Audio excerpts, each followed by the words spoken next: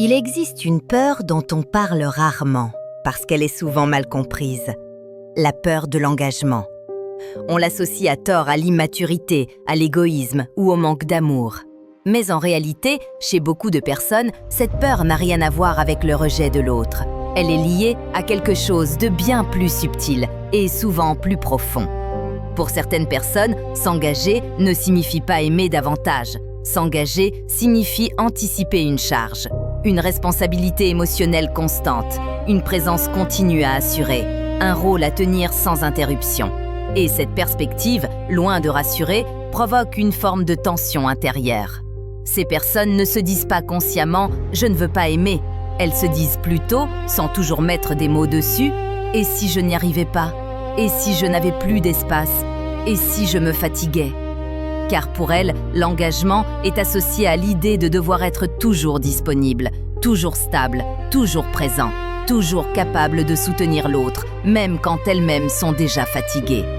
Souvent, ce rapport à l'engagement s'est construit très tôt, dans des environnements où aimer signifiait se suradapter, où être proche voulait dire porter, soutenir, réparer, rassurer, où l'on a appris que la relation impliquait un effort constant, parfois au détriment de soi.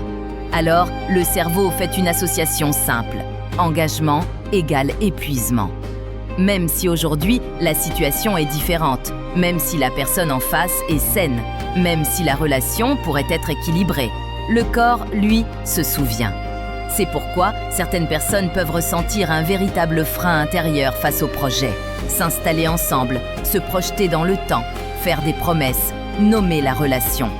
Pas parce qu'elles ne tiennent pas à l'autre, mais parce que chaque pas vers l'engagement active une alarme interne.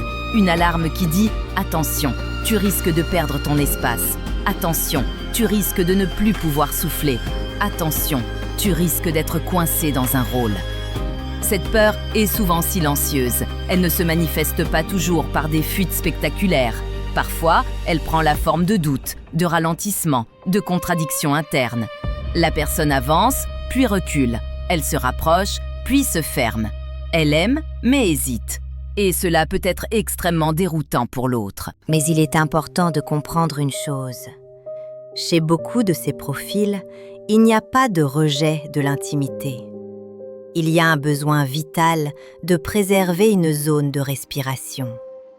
Ces personnes ont souvent une vie intérieure riche. Elles se régénèrent seules. Elles ont besoin de temps pour elles, non pas pour fuir l'autre, mais pour se retrouver. Or, dans leur représentation de l'engagement, cette possibilité disparaît. Comme si aimer signifiait être constamment sollicité. Comme si la relation ne laissait plus de place au silence, au retrait, au repos. Ce qui crée un paradoxe douloureux. Elles peuvent profondément aimer quelqu'un et en même temps ressentir un soulagement quand une distance s'installe. Non pas parce que l'autre manque moins, mais parce que la pression retombe. Certaines personnes vivent même la distance comme quelque chose de positif. Un espace qui leur permet de se recentrer, de reprendre de l'énergie, de revenir ensuite plus présente, plus disponible, plus sincère.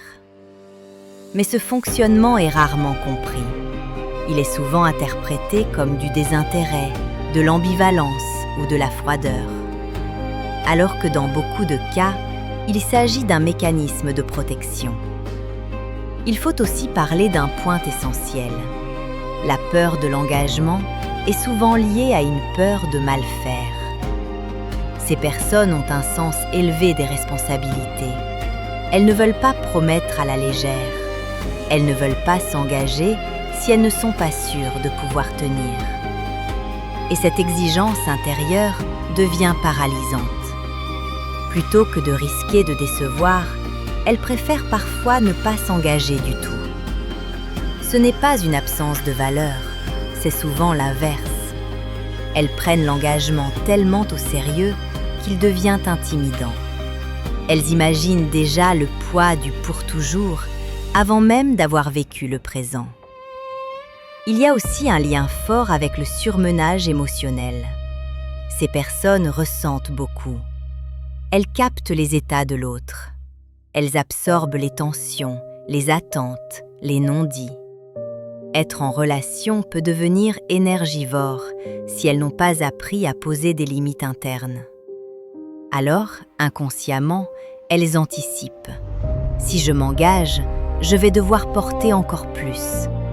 Et leur système nerveux dit non avant même que la relation n'ait réellement commencé.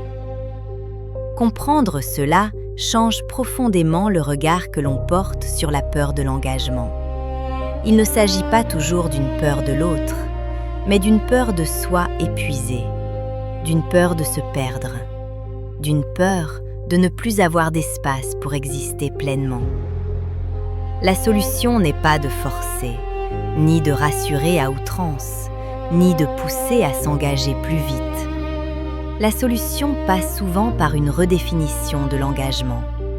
Montrer que s'engager ne signifie pas se sacrifier, que la relation peut coexister avec l'autonomie, que l'amour n'exige pas une présence constante, mais une présence juste.